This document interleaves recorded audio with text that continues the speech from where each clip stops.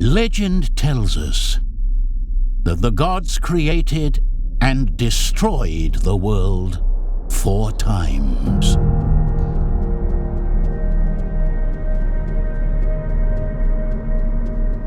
A ray of light beamed down from the sky and struck the earth. From it flowed water, spilling out over the mountains and plains. With it, life was born. After their intervention, the gods observed how this life expanded. Patiently, they watched its evolution and development. Trees spread over the arid earth, and the sky, previously grey and roiled by endless storms, turned calm. Time passed, and the ephemeral creatures that inhabited the world evolved. Intelligence and consciousness emerged. Some of the beings started to speak to their creators. They thanked them for having given their lives meaning, for things worth striving, and for dreams. With all this, something marvelous came into being: civilization. The different peoples multiplied and flourished in harmony, sharing knowledge and becoming wiser and wiser. The gods contemplated all of this with satisfaction. But then, something happened. These creatures, who had come so far, were invaded by ambition and greed. All the knowledge accumulated over centuries, all the advances, were now being used by some to dominate others. That's when the violence started. Wars broke out like a great storm, devastating everything in its path. Everything that these beings had achieved evaporated. The gods were furious. A great firestorm razed the earth and burned down its forests. The water that emanated from the mountains evaporated. The peoples were condemned, and all intelligent creatures vanished in the flames. Then the gods decided to try again.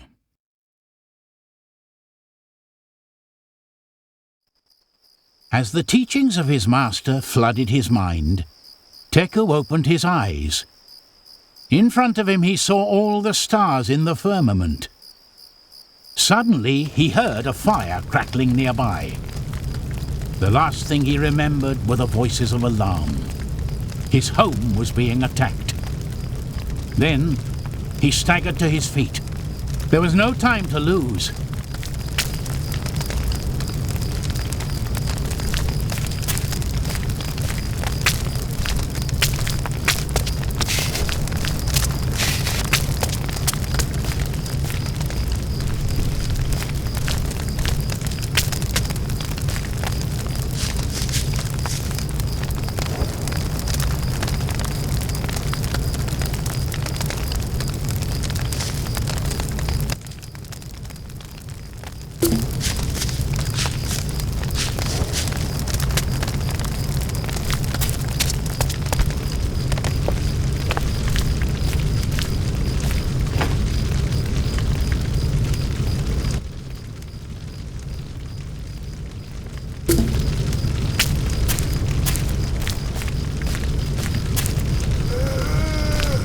Teku couldn't go on. It was too dark.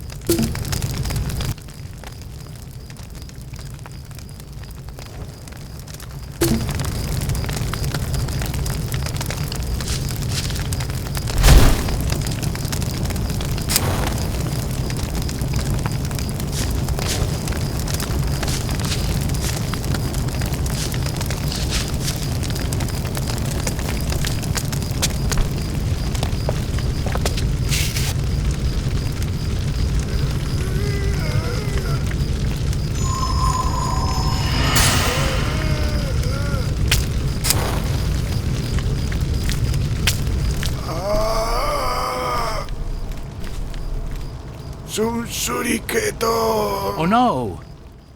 That poor man told Teku what happened. The tribe of the Wakcha had attacked the village and captured prisoners. One of them was Wakcha, the tribe's shaman. He had to do something. Chapi.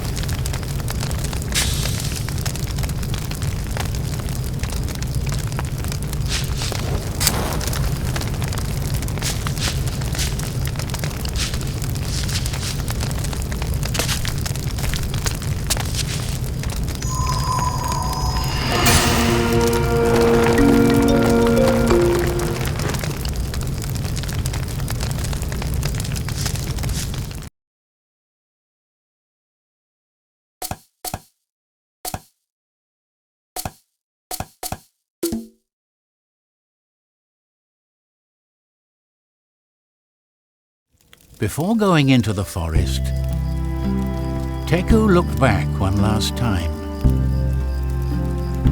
His village, once full of life, was now an immense flame that reared up against the darkness of the night sky. The few survivors left waved goodbye to Teku in a small gesture of hope. The tears streamed down their masks as they thought about all that had been lost. But there was no time to lose. He was determined to find Wakcha and the rest of his men. After all, a light guide must never abandon its shaman, no matter what.